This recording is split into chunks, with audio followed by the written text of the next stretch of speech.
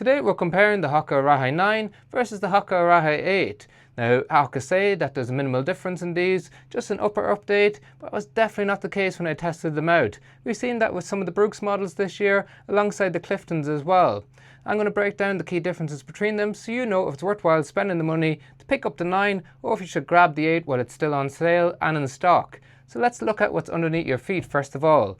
Well, we still have the same 39mm cushioning in the rear foot, 31 in the forefoot, and we've got an 8mm drop, slightly heavier in the Arahi 9, coming in at 316 grams versus 307 grams in my size 12 US. Now, the fit is different on top, but before we touch on that, the cushioning does feel different. So we have that enhanced H-frame that we saw in the Gaviota 6. Now, that made the Gaviota 6 a lot stiffer underfoot, but that's not the case in the Arahi 9. But there is a difference in that form of stability that I'm feeling. Now, you can see this wave line that runs through the midsole, and it says on the website for HOKA that it's a dual density CMEVA cushioning rather than just a classic CMEVA cushioning. What I'm feeling is that it just doesn't compress as softly under the inner aspect of the heel as what we got in the Arahi 8. That means that it's providing a little bit of medial support to the inner aspect of the heel and the early aspect of the arch. That's really nice if you want a shoe that provides some form of pronation control rather than just focusing on keeping you centered in the shoe as you move. So that's definitely going to influence what people feel underfoot and whether they feel that difference is worth upgrading for. So a little bit more support on the inner aspect of the heel, and also there's an upper support feature as well, which we'll discuss. But underneath the shoe, you've got a similar outsole layout, similar width of shoes, and similar amount of sole flare on the shoe as well. So we have a classic moderate stability shoe, but you're getting that stability in a different way.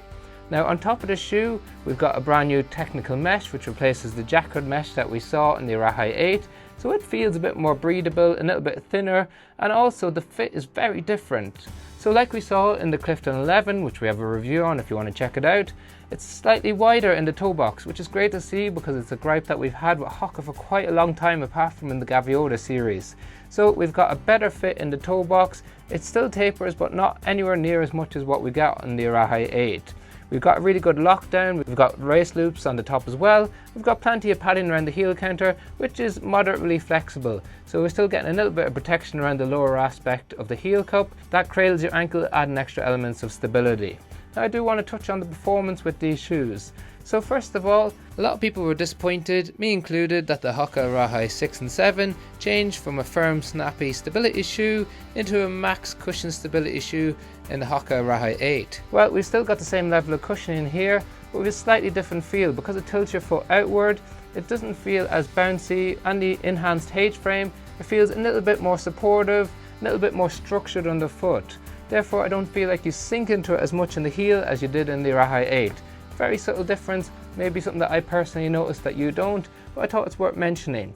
It transitions nicely from the back to the front of the shoe. You got a smooth heel bevel at the back and a nice classic HOKA forefoot rocker. So it's still going to be your steady, easier running shoe. It's a little bit too heavy to do those faster workouts, and it's a little bit disappointing overall because the 6 used to be one of the few stability snappy shoes in the market that you could use for some up-tempo workouts. The 8 and the 9 unfortunately are sitting more in that max cushion cruiser category that provides a lot of stability underfoot, but it's just not as quick because it's a little bit too heavy. Then when it comes to walking and running, I'm going to do an in-depth review that I released at the weekend, comparing it to other classic walking shoes in the stability market, like the Gaviota 6, but also other shoes from Asics and Brooks, so you know which one is the best for walking on the market. But ultimately, it does a really good job at walking and standing still if that's something that you're interested in. Just a note, you're going to get that slight tilt in the heel. But let me know what your thoughts are on these two in the comment section below. We have a new upper, new fit, slightly different feel in terms of the stability underfoot, and a slightly heavier shoe in the Arahi 9. For me personally, I would just upgrade because the toe box is so much better. I actually can't wear the Arahi 8 because it's just too tapered in the toe box. Whereas we've got what we classify now as just a normal fit in the toe box in the 9. Let me know your thoughts in the comment section below. Really keen to hear it. Also really keen to hear what shoes you'd like me to compare it to. I'm going to put 20-30k steps in this over the next couple of days in terms of walking and standing, so I can give you a really good review at the weekend in terms of how it compares for walking and standing to other stability shoes in the market. Otherwise, thank you very much once again for tuning in.